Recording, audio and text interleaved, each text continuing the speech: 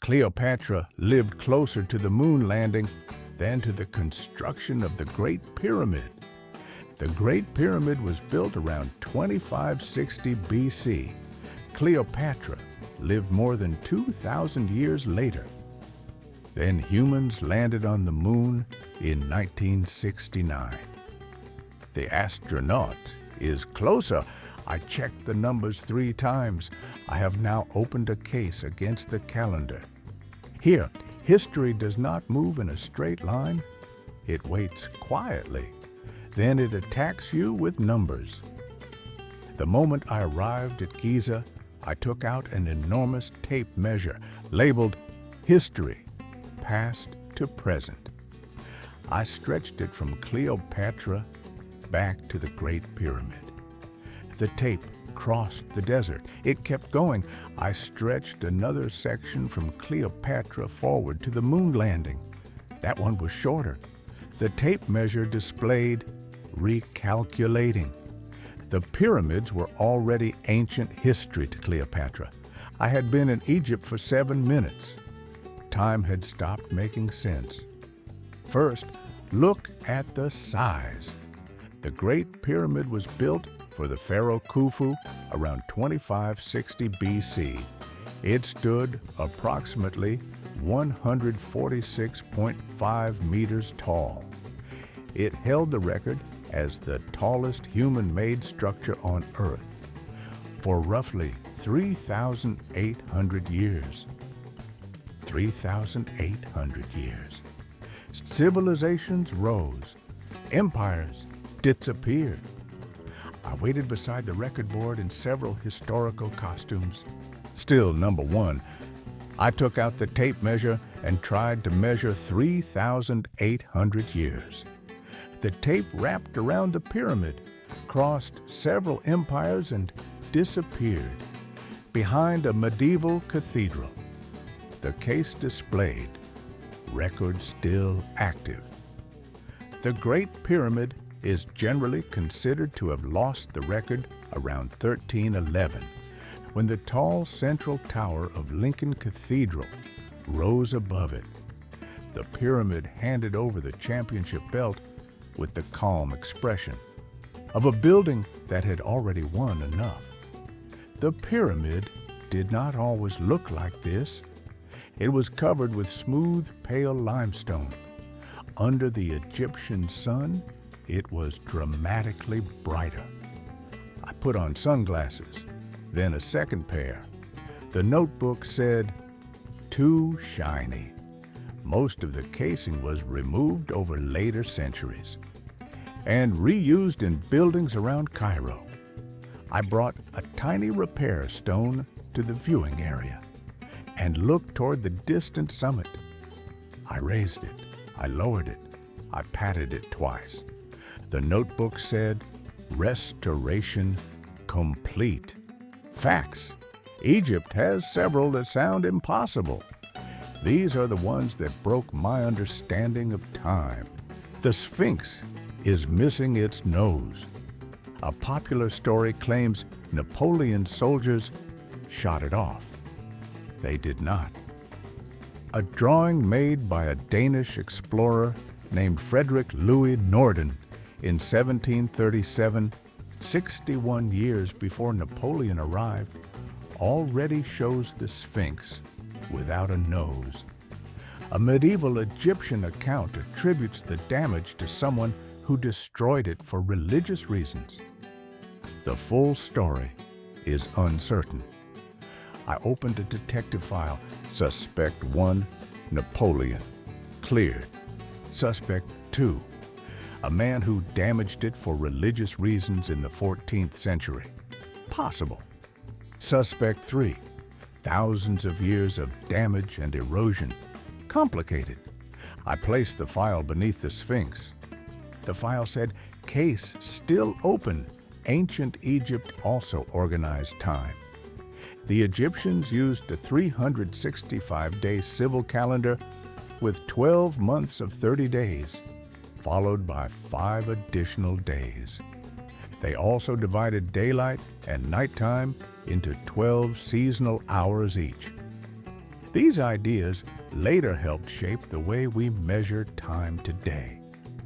In Spain, the legal clock moved forward by an hour in 1940 and never moved back. In Egypt, people were already organizing time thousands of years earlier. The Egyptian calendar lacked a leap day correction, so its dates slowly drifted through the seasons. The calendar stayed still. The seasons moved. I arrived for summer. The Nile was behaving like winter. The calendar stamped my passport technically correct. One of the earliest written records of a workers' strike also comes from ancient Egypt. Around 1150 BC, workers who built royal tombs stopped working because the grain they received as payment had not arrived. They put down their tools and demanded what they were owed. Their strike was recorded on a document that survives today. I joined the demonstration carrying a sign reading, "Payment late." Someone quietly explained that I had arrived more than 3,000 years after the dispute was resolved. I added to the sign, "Still concerned." After broken timelines and missing noses, I needed lunch. Egypt gave me koshary, rice, lentils, pasta, chickpeas, tomato sauce, garlic vinegar, fried onions. I watched the first ingredient enter the bowl and prepared to eat. The server added another, then another, then another. The bowl became an engineering project. Pasta raised an Italian flag. Rice and lentils raised several possible flags and began an argument about origins. Egypt placed tomato sauce over everything and stamped the bowl. Still Egyptian. In India, 10-cent chai changed my understanding of tea. In Argentina, pizza arrived with another floor. In Egypt, one bowl of koshary changed my understanding of structural engineering. I finished the bowl and requested planning permission for the second floor. But Egypt is not only pyramids, tombs, and Cairo traffic. In the western desert, enormous white chalk formations rise from the sand, like sculptures from another planet. I arrived wearing a winter coat. The temperature disagreed. Farther south, Nubian villages glow with painted walls in blue, yellow, pink, and green. My notebook had been full of beige drawings. I replaced the entire page. The Grand Egyptian Museum officially opened in November 2025 near the Giza Pyramids. Its collection includes roughly 100,000 ancient objects. More than 5,000 objects found in Tutankhamun's tomb are being shown together for the first time.